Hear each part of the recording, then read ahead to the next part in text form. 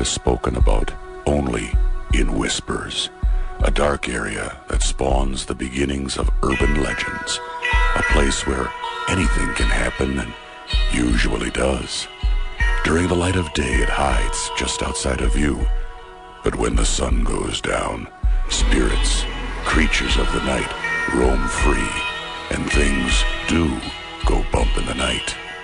It is in every state and every country, and there is no escaping it, no matter how safe you feel behind your locked doors and latched windows. So we invite you to turn down the lights and turn up your radio while we join Dave Schrader and Tim Dennis, your hosts, on a journey into the darkness on the edge of town. Good evening and welcome to the Sunday edition of Darkness on the Edge of Town Paranormal Radio Show. I'm your host, Dave Schrader. Sitting across the board for me, co-host and producer, Mr. Tim Dennis. Good evening, Tim. I hate the Bears. Yeah, I hate boy, them. that was just, what a game. I hate them.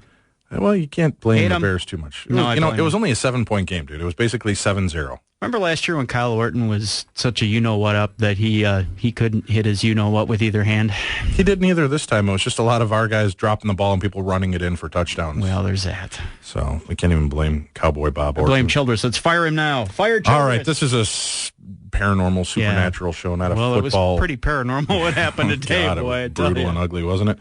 Hey, speaking of, let's mention this. Tomorrow, tune in to Hr.1 for the Showcase Minnesota show.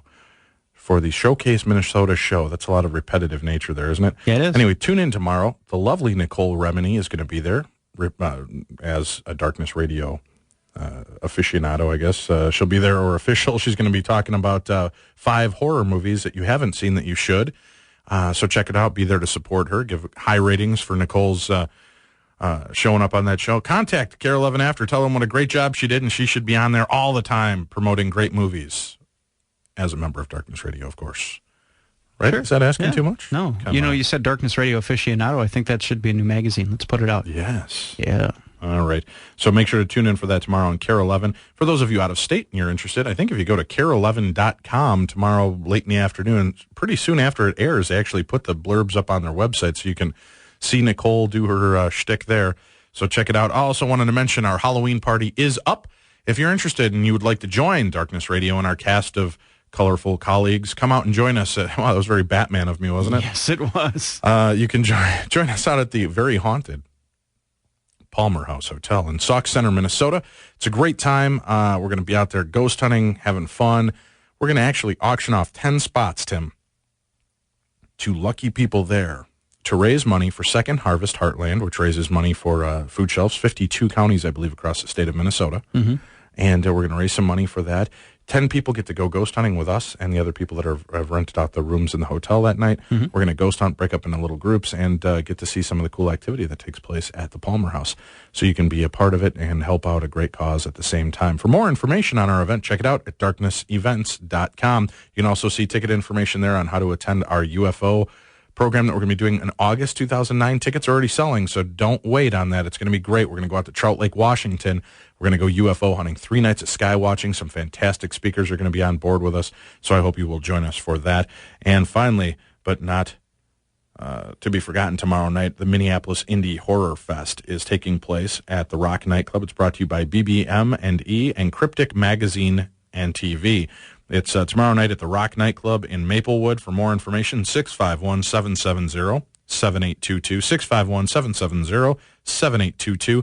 It's going to be featuring 3 horrifying full-length features from Minnesota's finest. You can come out and see some of the movies, have some fun. General admission, 18 and up is $10, 21 and up only $8. If you come in costume, you can win new releases from Warner Brothers Home Videos, tattoos, comics, magazines, concert tickets, and more. They'll also be featuring shorts from Transylvania TV, Teddy Scares, and Zombie Tofu. Come and be horrified. We're going to have a great time. Tim will be there. I'll be out there. And we're going to be joined by Mr. Adrian Lee. Our international correspondent is back in Minnesota, and he's going to join us for that little venture. So I hope that you'll come on out and see us and support Minneapolis' finest. Minnesota's finest, I should say. Yeah, right? Yeah. Say Minnesota's, yeah. We don't want to get that. And for those of you that are interested in the story contest, we're doing an original scary story contest. We want you to be a part of it. All you have to do is email your scary story to Dave@darknessradio.com. It can be between 1,500, and look at this, Tim, I bumped it up to 2,500 words.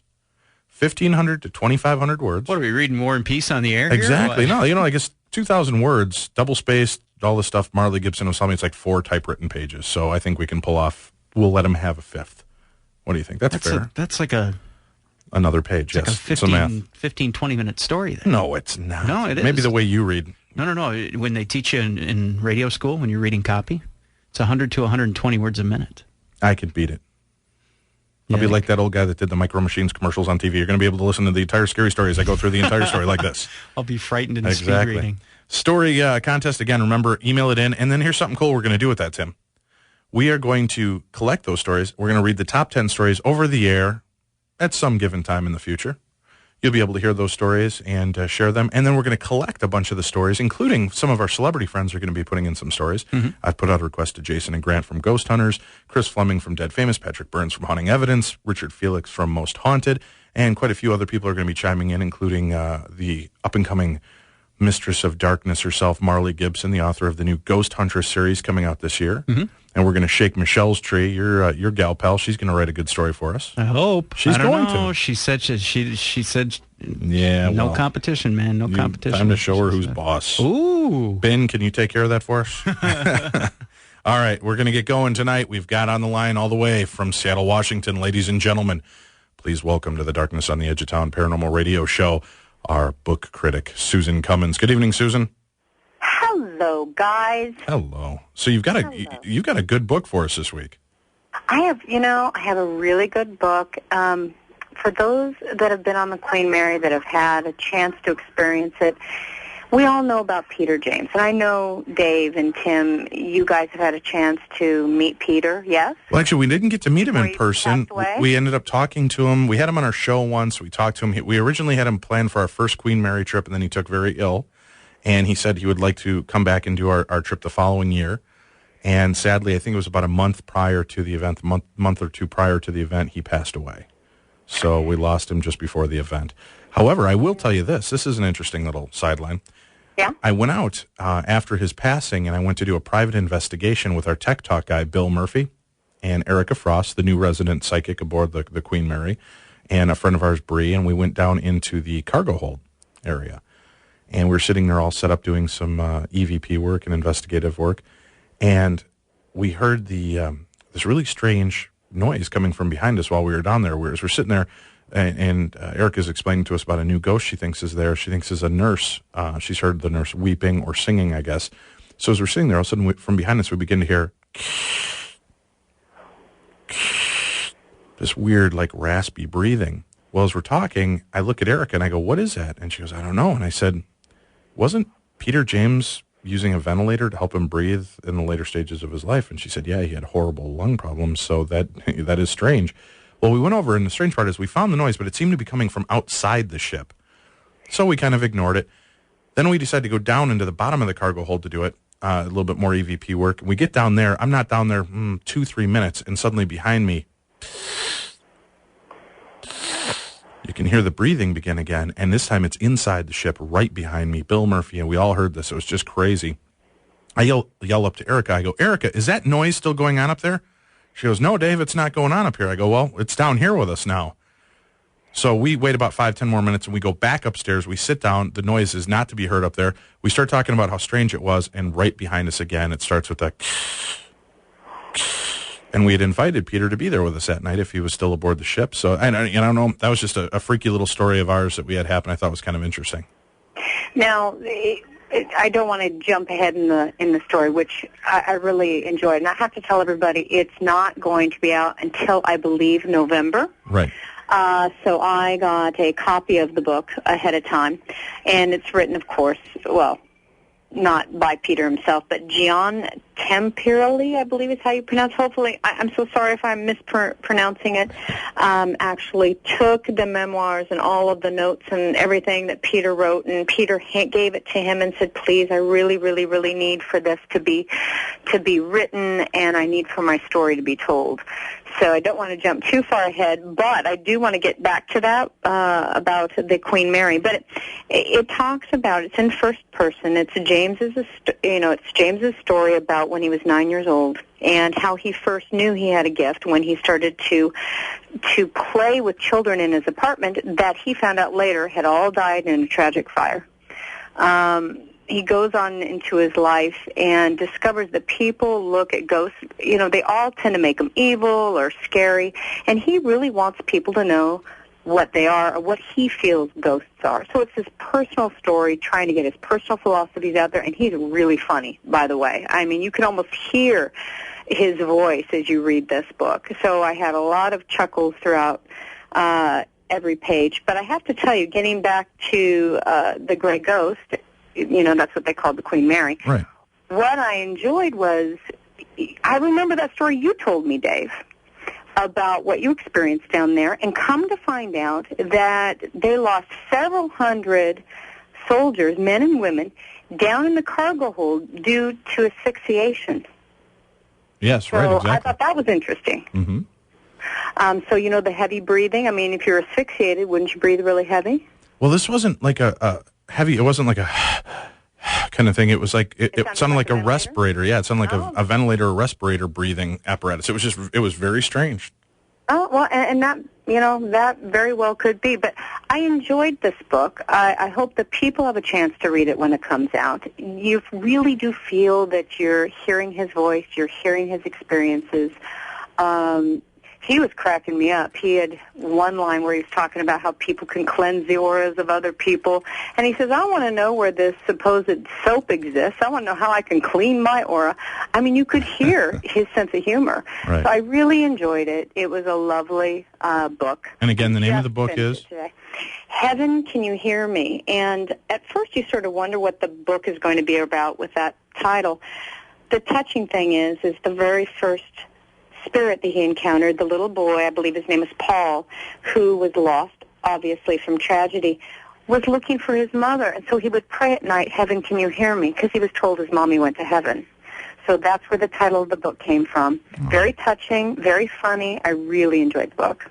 Very cool. So out of your stars, what do you say? 1 out of 5 stars, 1 out of 5 ghosts. What do you rate this one? I would rate it 4 out of 5.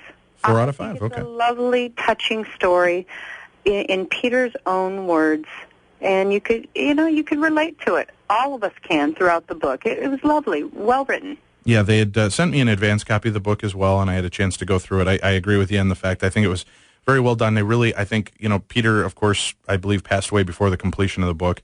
So I think it's Temperelli had helped him finish up the book and was asked to carry on the task. And he'd asked me to read this, and would I be willing to submit a blurb? I have actually made the back cover of the book, Tim. Well, good for you. Yeah, see how you roll this? I get a whole blurb. I got a mention in Popular Mechanics once. Yes, but it was for the guy that keeps sending us pictures of himself naked on a Harley. Please stop. That doesn't really count, Tim. Well, I know. I'm got to do what I got to do to get pumped for the show, baby. That's right. Well, Susan, thank you very much again. Great book, and that book should be out. I think he even said it's going to be trying to be pushed out here at the end of October, beginning of November. Yeah, it should be out soon, and hopefully, did I pronounce his name right? I think it's, and I'm horrible. I think it's Gian Temperelli as well. So I could be wrong, but we'll go with that, right? Well, I apologize if I mispronounced the name, but I really did enjoy it. So I'm looking forward to it coming out so I can give it to a few friends that I think will enjoy it just as much. So great. Well, thanks a lot. Great. Thanks a lot, Susan. We appreciate it. Hey, I'll talk to you guys next week. All righty. Take care. All right. Bye now. All right, guys, we're going to be back in a few seconds. We're going to do more of the show. Stay with us. We're going to talk to, we have a special correspondent with us tonight, Tim. Why, yes, we do. A special news correspondent, because unfortunately Bree is very ill today, took very ill, and couldn't do the show. She sends her apologies to all of you. And it's okay, Bree. We hear Ebola is curable, so it's okay. Yeah. You're going to be fine, dear. Not good. No. So we have a special news reporter. When we come back, I'll have Tim introduce our special news correspondent. But stay tuned at the 10 o'clock hour. We're going to be back with Paulette Hastings, and we're going to also be talking to Alina Jansen, and we're going to be talking to them about a really cool new product, I guess. I wouldn't say product, but a service of how to balance your brain and harmonize your brain through utilization of brain state conditioning technology, Tim. We learned about this weekend at the expo that we were at. The Healthy Life Expo in Hopkins, yeah. And it was amazing, just the information. I wanted to share this because they can also use this to help you increase your intuitiveness. So we're going to go more into that in the second hour. And then third hour, we have Wayne Perry, who's the author of Sound Medicine. which is an astounding book on achieving vibrational harmony through tone therapy using the human voice. And it can cure all kinds of diseases. It can even help you relive past lives. Really fascinating stuff. Stay tuned. You're listening to Darkness Radio on your home of Paranormal Talk Radio every Saturday and Sunday night, 9 to midnight. Oh, my God. Really, Tim? Yeah. This is a paranormal show. Yeah. This isn't Dr. Laura or whatever these love shows. Delilah. Oh, God. Ladies and gentlemen, my co-host and producer is about to introduce our new correspondent for this weekend, filling in for the lovely Bree Sanders. Tim, take it away. Well, you did a pretty good job introing her there. I didn't say who she was, and I didn't tell you any of her background, so it's all up to you, sir. I do need you to punch her up for me, though. I'm not going to punch her. What are you, crazy? Well. All right. Tim, take it away. You got to keep the news people in line somehow. I'm kidding. Ladies and gentlemen, with our news, our special correspondent this week. She's talented. She's lovely. She's a news gal by trade. I happen to have a little bit of affection for Michelle Fox. Hi, dear. Hi. How are you? I'm just lovely. Oh, well, thank you for filling in for Bree this week. Like I said, Ebola is curable, I hear. So it's, it's no biggie. I'm sure she'll be back just fine next week. Well, I'm sure. Yeah. The leprosy, too, needs to be cured as well. And, once they... We think we found one of the eyes. I think it rolled underneath the bed. Yeah, well, so see? She's on the mend already. All good. Yeah, a little duct tape and some yellow string, and she should be fine. Her new nickname may be Frankenbree, but other than that, when they reattach all the parts. So Michelle jumped in full force this morning for us. We had Bree, unfortunately, was so sick she couldn't even get to her computer to forward over stories, and Michelle, being the trooper she was, she jumped in and grabbed a whole bunch of stories for us. So, Timmy, why don't you have her take us around the United States and hear about the crazy, haunting, and weird stories of the United States. All right, Michelle, where are we headed to first? We are headed to Kentucky. Uh-oh. Yeah. A Lexington high school student is facing a second-degree felony charge of terrorist threatening because of a short story he wrote for English class that saw his school attacked by zombies. Writing a story where a high school is attacked by zombies actually turns out to be a felony in the state of Kentucky. Surprise, surprise. Because it outlines possible acts of violence aimed at students, teachers, and police. The student doesn't deny writing the story. He's just able to recognize the difference between reality and zombies. So you can marry your relatives, but you can't write about zombies? Exactly. Shenanigans, yeah. I call shenanigans. Oh, my. Say that doesn't stop it being worth taken seriously. So anytime you make a threat or possess matter involving a school or function, it's a felony in the state of Kentucky. It is. And that's it. I'm not evoking the undead to do my deeds anymore, Tim. Now that I know I can go to jail for it. Bree, who knew? With or Ben. I was looking at Ben and thinking Bree, and Bree, the two came out that way. That's okay. Yeah, exactly. They both start with B, and that's very good. your Sesame Street sponsored vowel or letter for today. Yes. Who thought with gang violence and drugs and all those things in the schools that zombies would be the biggest threat to Kentucky schools? Who knew? Exactly. Who knew? Well, where are we off to next, Michelle? We are going to Pennsylvania, and this story is probably my favorite of the night. Reba McEntyre says she's been there, done that, and as a dude, no less. She told the Pittsburgh Post-Gazette on Friday that she believes in reincarnation and that she has been here before as a man. That explains a lot for me. McEntyre, who has sold 55 million records and enjoys its success on stage and on big and small screens, knows her beliefs may irk some of her fans. She said, she will probably get some flack from Christians, but this is how she wants to live her life, and this is what she believes. She also said she believes she spent time with her son Shelby before, as well as other people in her life. I actually met Reba back in 1996. And I can tell you, she's got a set on her. I can believe she's a man. Oh, boy. She was pretty commanding of her both her band and her backstaging play. So, yeah, I can completely believe that at one time or another, Reba ran the show as Robert. Where are we off to next? We are going to Las Vegas. And this is interesting, and this kind of ties into something that's been going on in the news. According to Prophet Yahweh, on October 31st, superhuman black men from other planets will appear in their spaceships and hover over his UFO summoning school for 3 days as a sign that all Americans should vote for Obama as president. This prediction comes hot on the heels of another made by Blossom Goodchild, who said that UFOs would appear on October 14th over Alabama. Obviously, they didn't. And in a video published 2 days later, Goodchild tried to explain why they didn't appear by saying she didn't really know. She has no idea. Apparently, she received around 2,000 emails offering some suggestions. Like Goodchild, Prophet Yahweh claims aliens talk to him.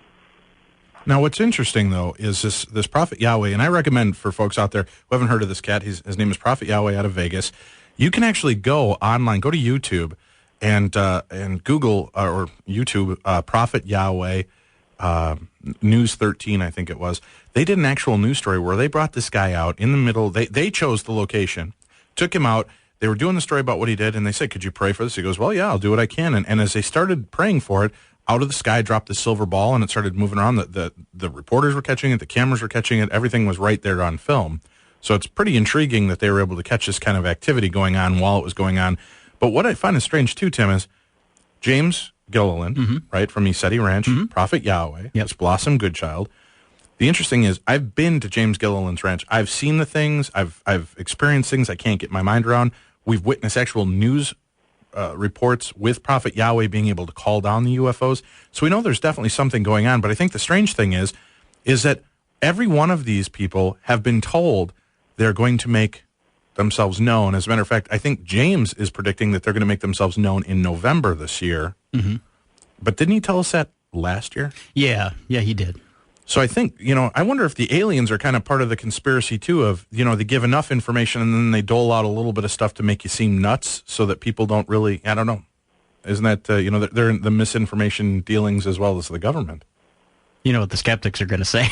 Well, of course. But like I said, with James and with Yahweh, you can actually, there's documented proof to back up their claims, most of their claims. I honestly think But then to get these strange deals that this is when it's going to happen at this point and it never shows up when they say. I think the superhuman black men that are coming on October 31st is the reunion of Parliament Funkadelic. And I just think they're going to get together and throw an Obama fundraiser.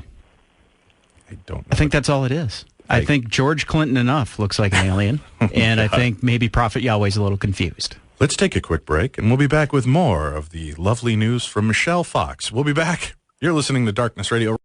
Okay, here's the deal, Dave. I'm thumbing through the employee manual here at Clear Channel, trying to see if I'm, flirting with Michelle over the air, if that constitutes sexual harassment. No, but the chat room wants to egg both of you. Really? Yeah, the love is just too gooey, man. I got to mention here, now, I don't... You're ruining it because the love is supposed to be between you and me. It's a boy and his producer. You getting jealous there, baby? Maybe. Aw. Where are we off to next? Where are we off to next, Michelle? We are going to Arkansas. Oh, no. A Southeast Arkansas woman who argued she lost custody of her son because of a judge's perception of her alleged practice of Wicca lost her appeal Wednesday before a divided state court of appeals. In a 4-2 ruling, the appeals court affirmed a decision granting custody to the child's father, though the judges disagreed on whether the lower court considered the mother's religious beliefs.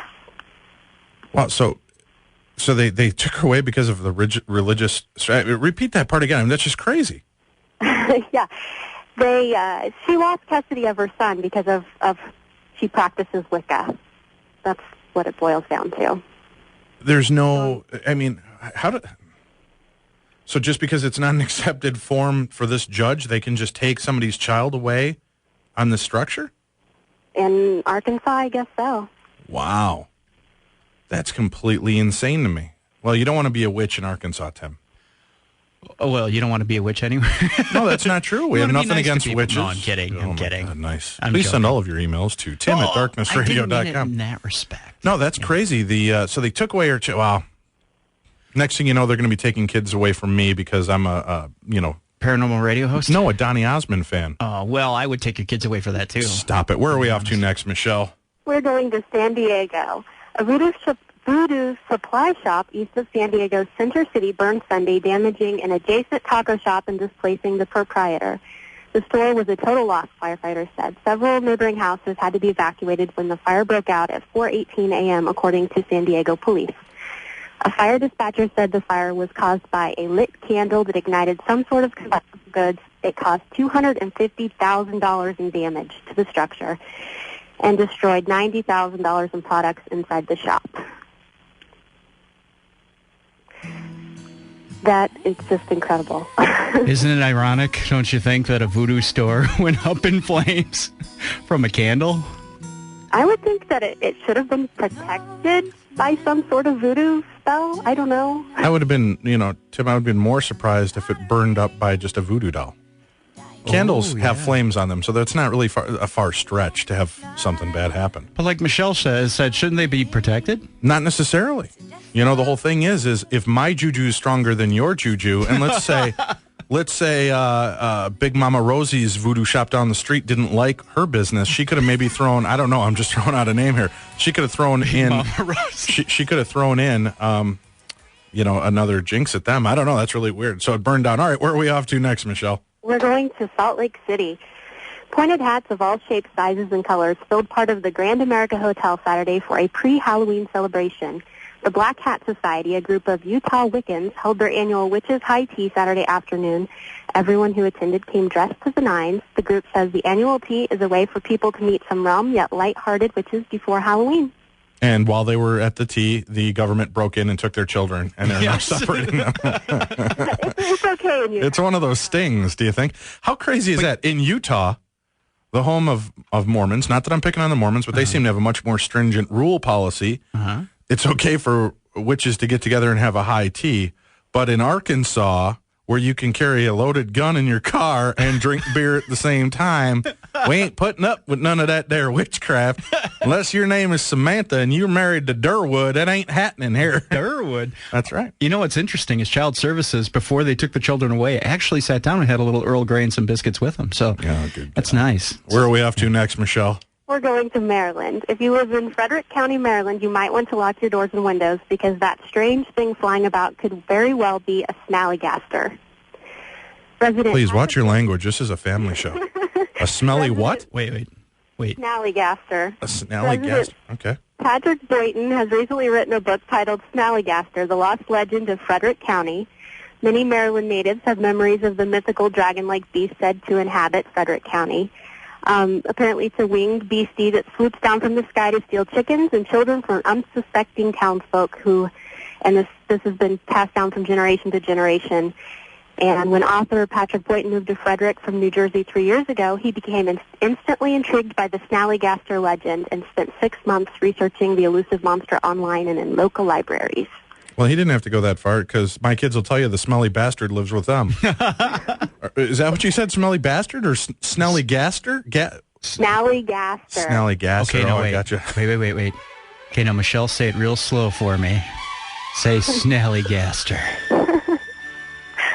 Oh, boy. Yeah, exactly. Where are we off to next, Michelle? We are going to, let's see, this is from the National Geographic. After modeling 9 years of spot-on satellite data, geophysicists now say that frequent changes in the churning movements of Earth's liquid outer core could be weakening our planet's magnetic field. National Geographic reported last week that Danish geophysicists have commented on the strange, surprising way that changes appear to take place in Earth's magnetosphere in various parts of the world.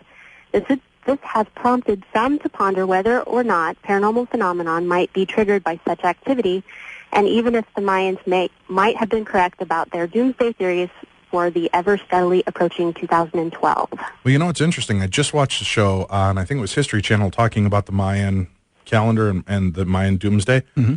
They said that it takes 26,000 years for the Earth to make its wobble revolution, where the Earth actually kind of goes to a different axis, and it does this wobble curve. Mm-hmm. And they were talking about how it's going to offset magnetic frequencies, all this crazy stuff.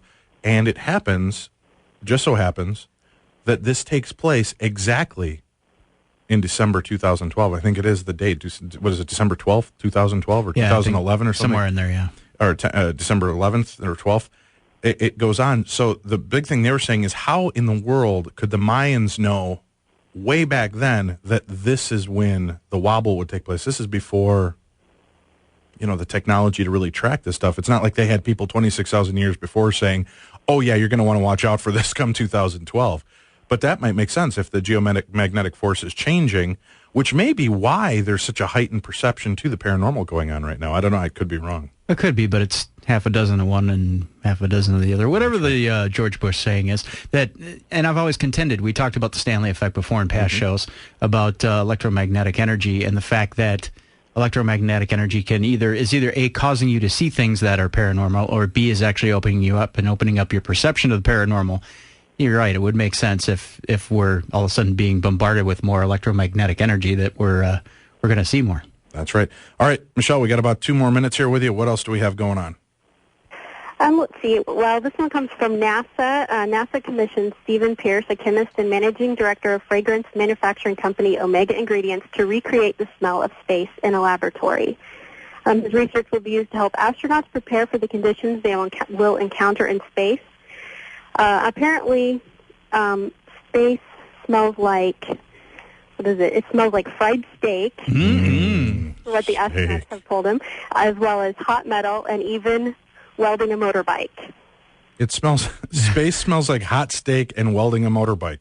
Yes. My uncle is going to be in heaven when they ever get him out into space. You ever fried a steak on a motorbike before? I have not. Oh, good stuff. Crazy stuff. Good Really? It stuff. smells like steak. Who's giving him this information?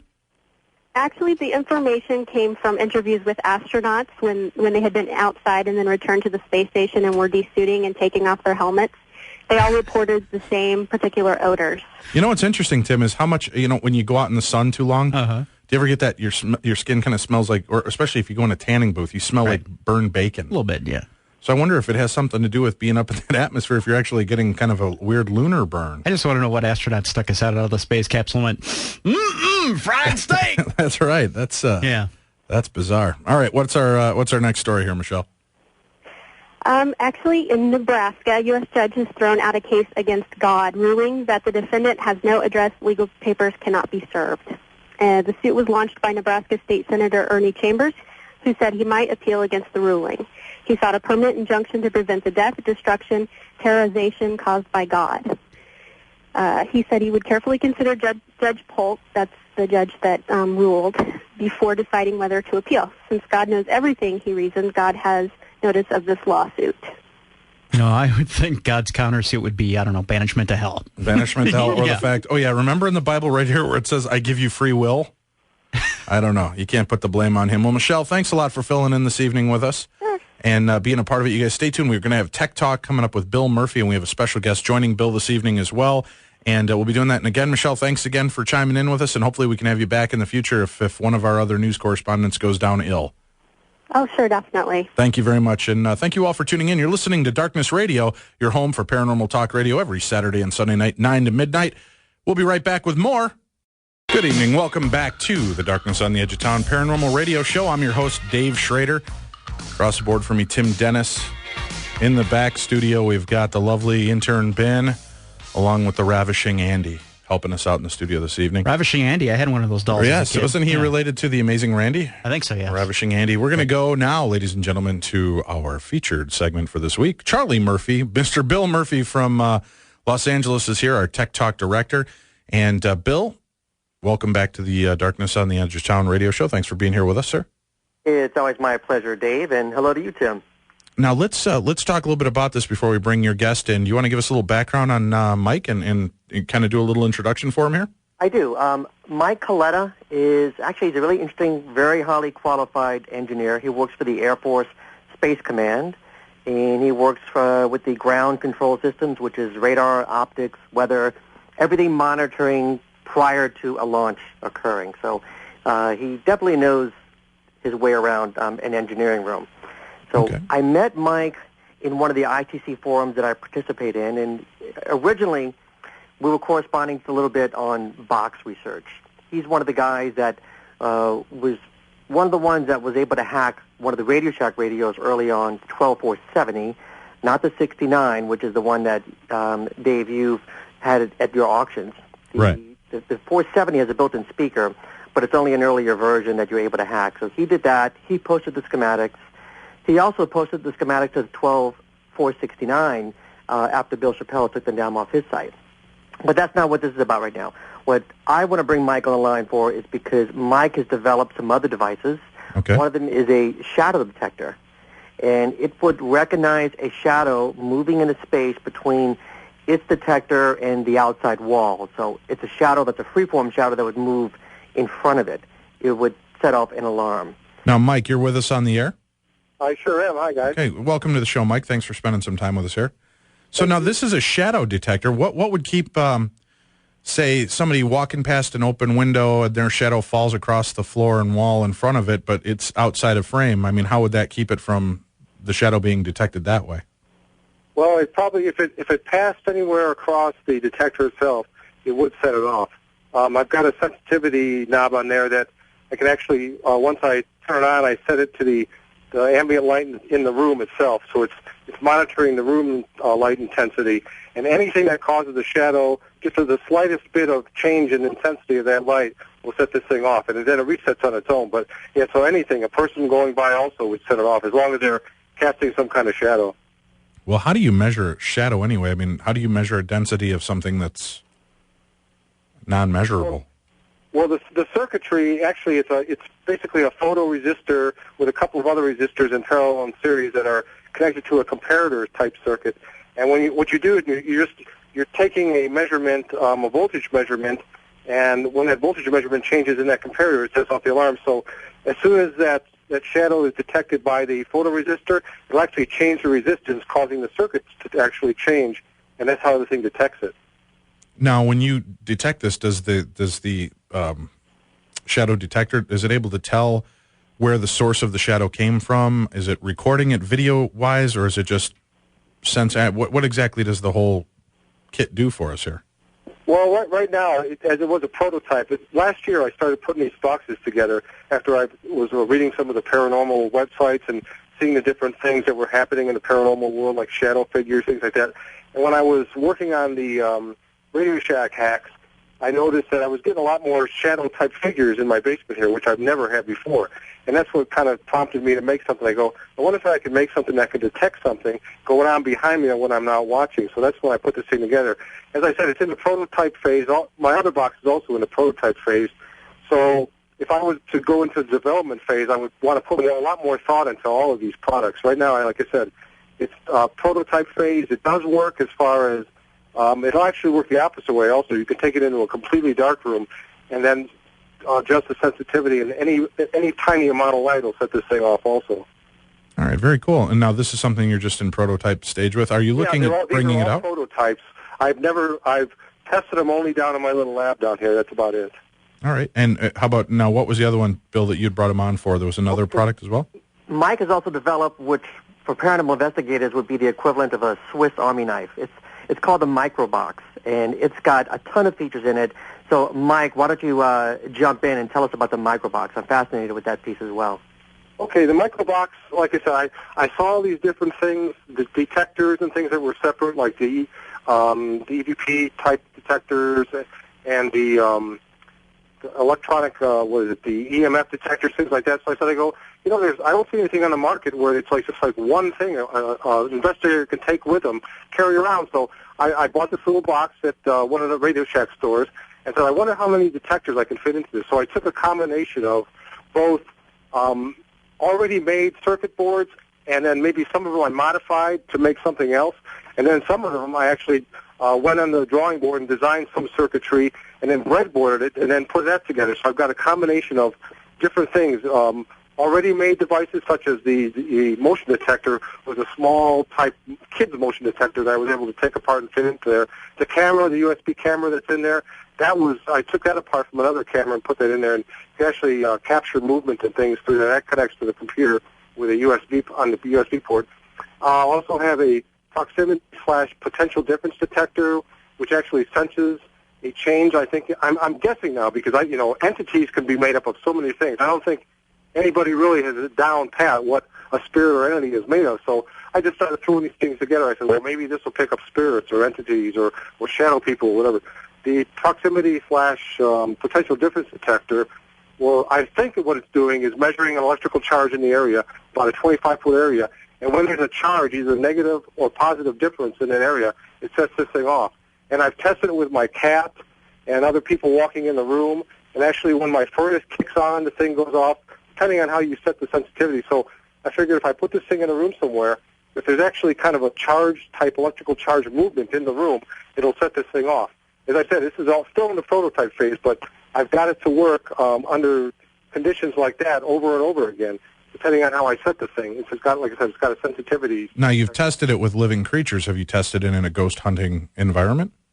Well, I put it in the room when I had these shadow things going, and it would go, I would be upstairs or something, and the thing would go off. I have no idea what was setting it off.